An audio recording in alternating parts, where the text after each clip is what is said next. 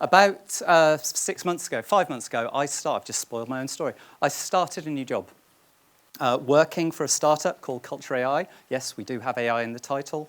We don't do very much AI stuff. I'll tell you that story another time. Day one, first 30 minutes, this happened. The 4 words that no boy wants to see that early in the relationship. You have been fished.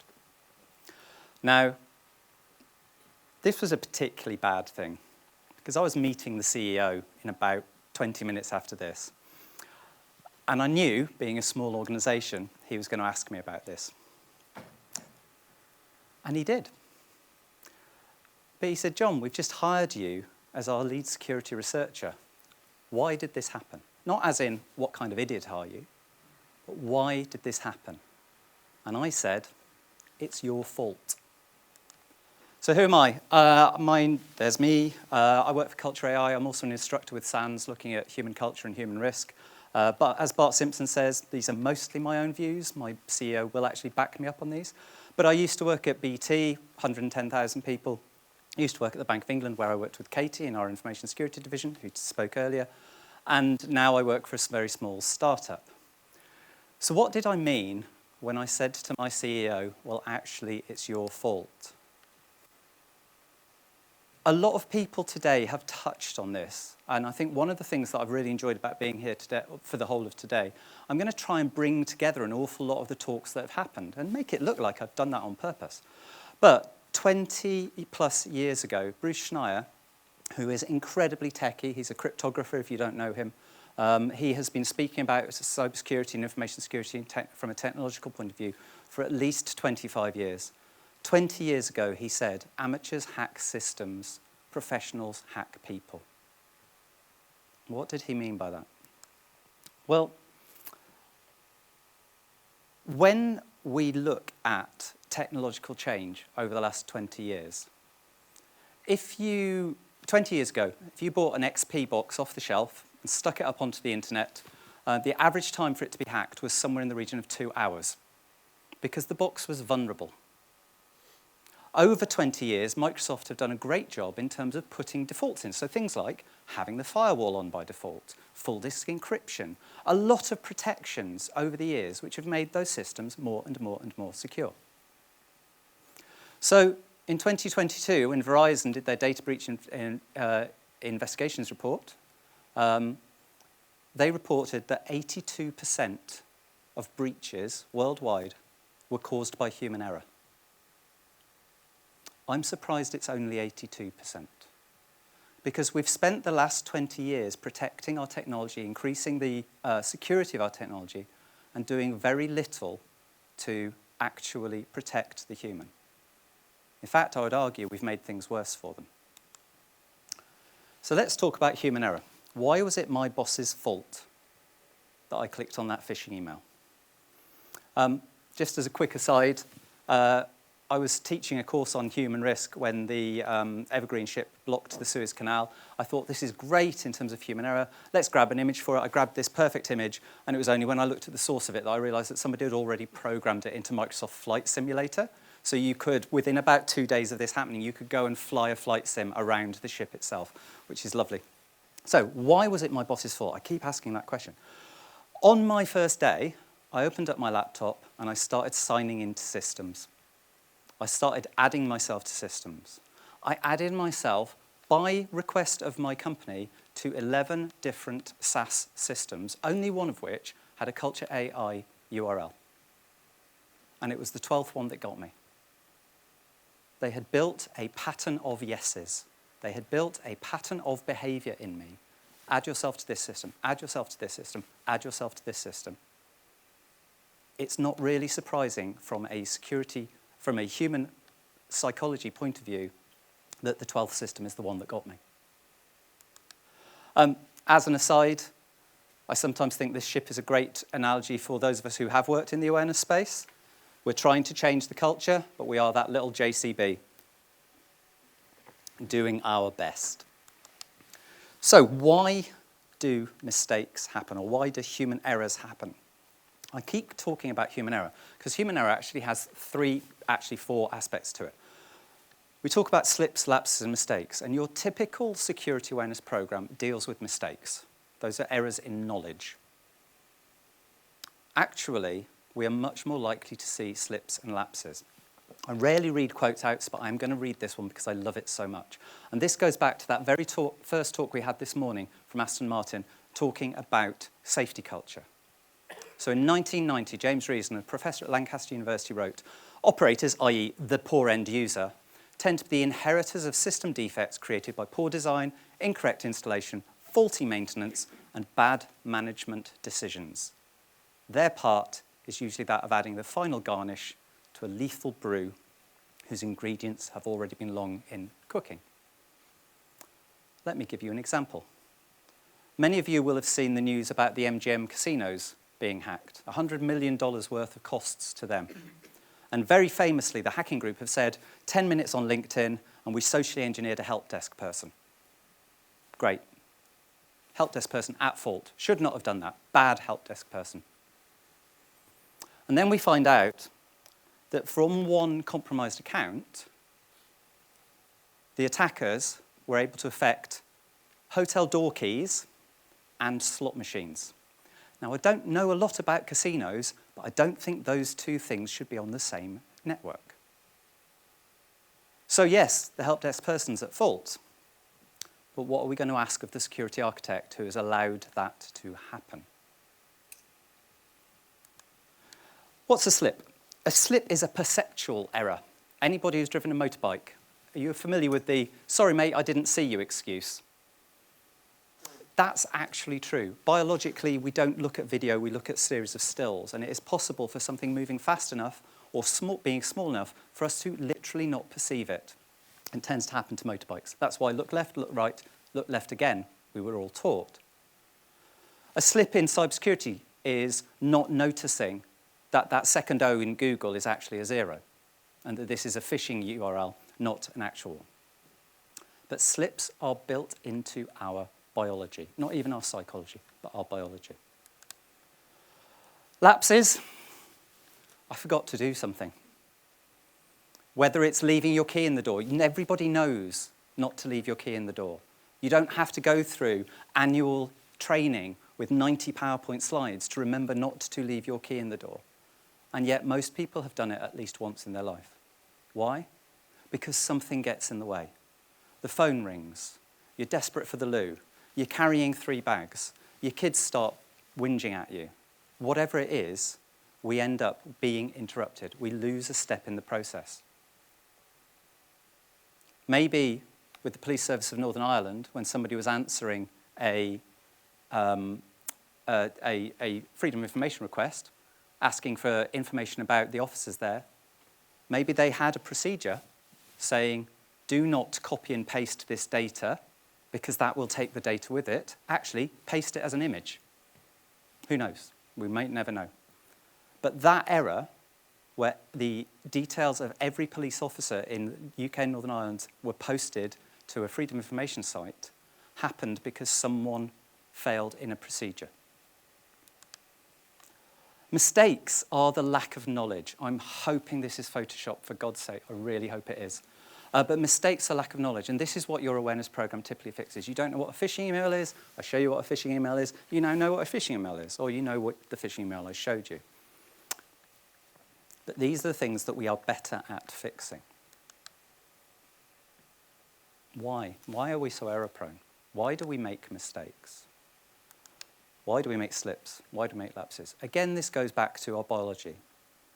Anyone who's read Thinking Fast and Slow, Daniel Kahneman, Behavioral Economics, absolutely fantastic book, talks about System 1 and System 2 thinking. We are cognitive misers.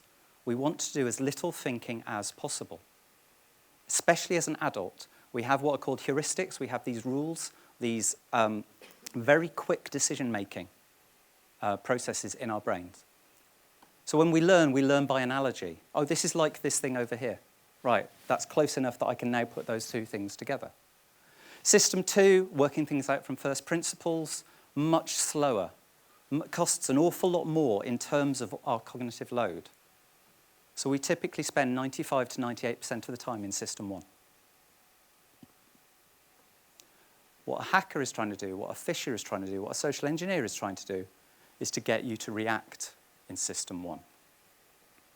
Because those are predictable. Why? Because we're all subject to cognitive biases. Psychological shortcuts, the heuristics that I talked about for system 1. I'm not expecting, even in this beautiful screen, which is, I think, the largest screen I've ever presented in front of, even before this, I'm not expecting you to read that image. What I want you to take from it is there's about 180 different cognitive biases that have been identified by psychologists, and we fall prey to an awful lot of them. Not everyone falls prey to all of them, but broadly speaking, 4 different categories. We tend to make shortcut decisions when we have too much information. Here are 27 different options. I'll take the second cheapest bottle of wine on the menu. I won't take the cheapest, but I'll take the second cheapest. That's a heuristic rule that we use when we can't be bothered to look into it in more detail. If there's not enough meaning, honey, which of these 14 shades of white would you prefer to be in the bathroom? They all look white to me. I'll pick the second one. When we are put under pressure and we have to act quickly, hey, get this email out before the end of the day, says your boss. Are you thinking securely or are you thinking quickly at that point? And when it's not clear the significance, what is the most important thing that we are supposed to remember? So 4 broad categories of when we can be pushed, and I do mean pushed, into that system 1, predictable thinking. In IT, we don't help ourselves. In cybersecurity, even less so, because we generally suffer from the curse of knowledge. The curse of knowledge, a cognitive bias, says that when we think something is easy, we assume that it is easy for everyone. If we know something, we know how to create a strong password, we assume that everybody knows. And when they don't, we assume that there's a motivation problem rather than an ability problem. And then there's this guy. It is the stereotypical hacker in a hoodie. I even got the image with the anonymous face, because if any of you are doing cyber security slide bingo, I wanted for you to be able to get a full line here. But what I mean by this guy, the difference, one of the key differences between safety and security, is we often have an adversary. We have someone who is trying to get our colleagues to make slips, lapses, and mistakes. So, I mean, that's it, right? Human error is inevitable. That's what all of the research tells us. If people are given the choice of making a decision, and one is the right decision and one is the wrong decision, then inevitably someone will make the wrong decision. As has been said earlier today, someone will always click. So what? Should we all just go home? Should we leave it there? If we accept that human error is inevitable, we need to look at other ways of supporting people so that they are only making decisions that affect our organizations when it is valuable for them to do so. So if we can't rely on humans to always make the right decision, we should fix the technology as much as possible. I would be very surprised if anybody knows this screenshot, so I will explain it. Citibank, about 10 years ago, it might even be less than that, somebody made $780 million worth of payments, repaying loans that were at terms that were very favourable to Citi, when they actually meant to make $7.8 million worth of interest payments. And this is the interface. What the person got wrong. If you put that account number in the principal field, you pay back everything. To pay back the interest, you have to put that account number in 3 separate fields. Now, this seems like the place where technology could come in. I mean, back in the 90s, we had Clippy. You look like you're about to repay $780 million worth of payments. Are you sure? There was a check. There was a 6 eyes check. The person's manager said this was the right way to do this. Off-site, a senior manager okayed it. All 3 people thought that this was the way this system was supposed to work. And they were all wrong. But I would argue that this system did not make it easy for them to be right. There was no consequence there. And this is the sort of thing that we can do. It's partly what my company does. Looks at behaviours that people are carrying out and just puts in a prompt that says, this is a potential outcome here. Are you sure? We need to think about processes. Again, book recommendation, checklist manifesto there. When we talk about processes, we talk about ways that we can put rules in place that people follow. A couple of people right towards the end this afternoon mentioned BEC, Business Email Compromise. Lots and lots of people mentioned ransomware. The FBI says that BEC is 2 to 3 times as profitable for criminals as ransomware is. So just conning people, cyber-enabled crime rather than actual cybercrime, generates 2 to 3 times more revenue per year than ransomware in the United States. And yet it's one that we hardly ever talk about. Why? Because it involves squishy humans, and that's difficult. Buying another flashy box that says we'll protect you from ransomware are a lot easier. So what do I mean by fixing process?